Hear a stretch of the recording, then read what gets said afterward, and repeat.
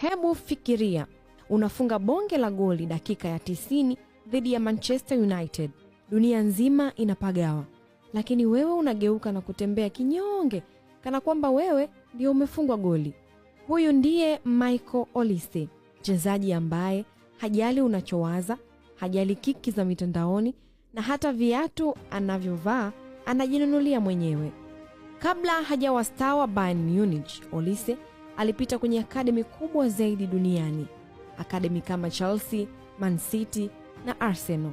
Lakini kote huko walimu walisema ana kiburi, na ukweli ni kwamba Michael sio mzungumzaji, ni mtu mkimya mwenye msimamo wake.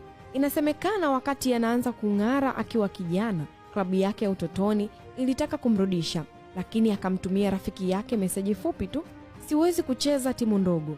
Akaenda zake Crystal Palace na kuwasha moto ambao haujawahi kuzimika. Ushajiuliza kwa nini haposti ujumbe kwenye Instagram yake?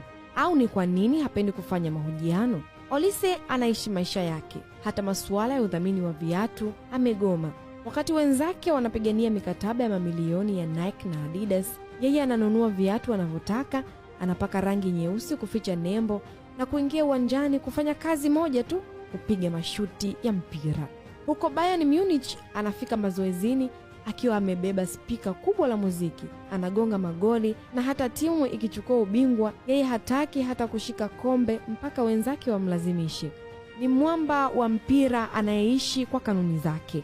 Kwenye ulimwengu wa soka uliojaa kiki, drama na kutafuta sifa, Michael Olise ni pumzi mpya. Hafuati mkumbo, hahitaji brandi yako na hahitaji umpende. Yeye ni soka tu. Je, unadhani hii tabia yake ndio inamfanya awe bora zaidi, au ni dharau kama wengine wanavyosema?